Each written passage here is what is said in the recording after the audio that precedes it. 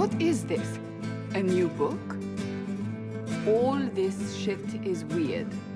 Oh, Varric, that is a terrible title. What are you even thinking?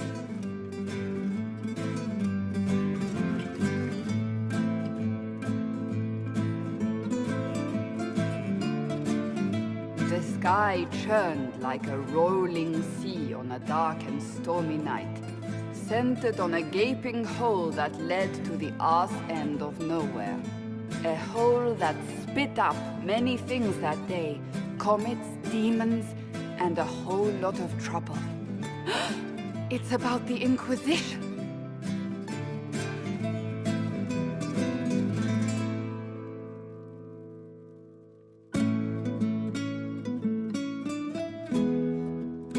The din of the tavern cut the silence like it owed the carter money.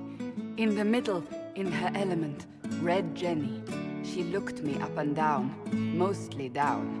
"Not playing, weirdy," she said, gesturing with and dismissively eating a sandwich. "Don't write that. Seriously, piss up a rope." Sarah made the subtext text, which suited me fine.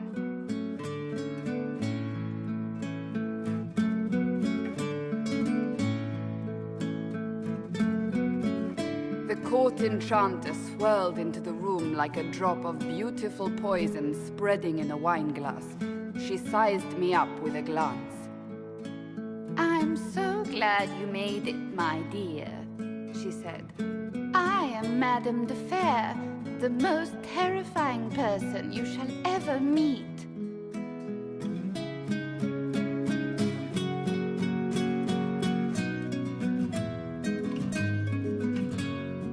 Liliane enfolded Alphonse in an embrace as warm as a serpent's kiss. "I always knew I could count on your support." The Count did not feel the bite of her poisoned dart until it was too late. "Even if it requires your death."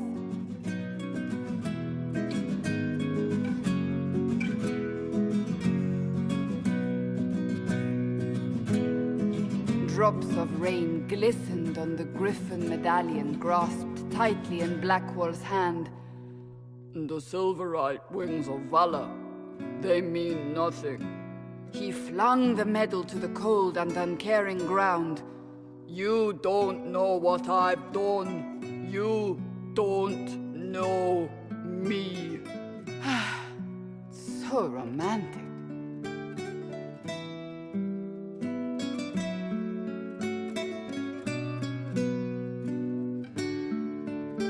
Cole moved like a shadow that also moved like a knife. A shadow wearing a hat where dreams came to die. "It's a riddle," he whispered. "A cold riddle that gnaws at your mind, but you'll feel better when it's gone." That makes as much sense as anything Cole says.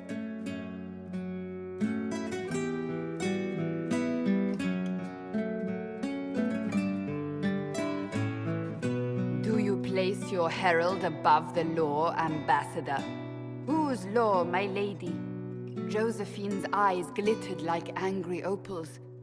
"The law destroyed by rebellion, by civil war, by poor fiscal management. We are the law."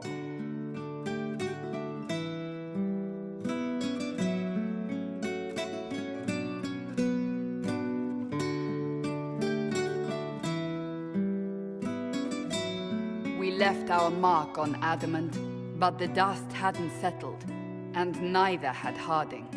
"I can offer you a drink, if I catch your meaning." "If you caught my meaning, you'd have offered a double." What is even happening here?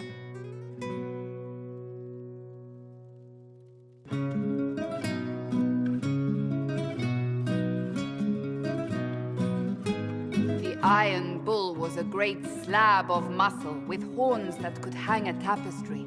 One eye scanned for threats, while the other hid behind an eye patch like a chantry sister's old sins. "Come on," he barked, not looking back as he entered. The dancer with the great rack comes on in 5. That is spot on, actually.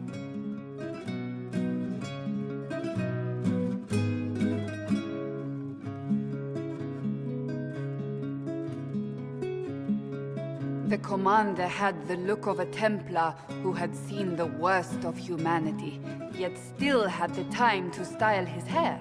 "This isn't just a war," he said, his gaze steely like a dull blade. "It's the only war." Cullen! That's Cullen!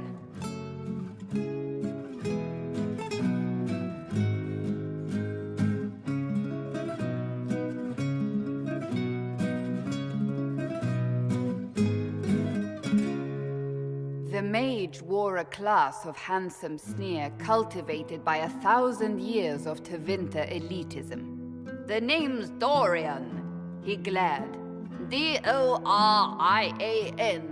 Spell it right, you marble-headed lump, or it's toad time. A toad? That's hardly credible.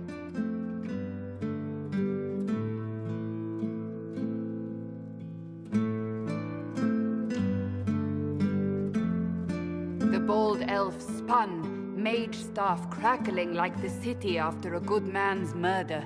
"You're crazy!" the Red Templar cried in terror. Moonlight glinted off ears like the knives you never see coming. Better to fade out than burn away. Ugh, Varric.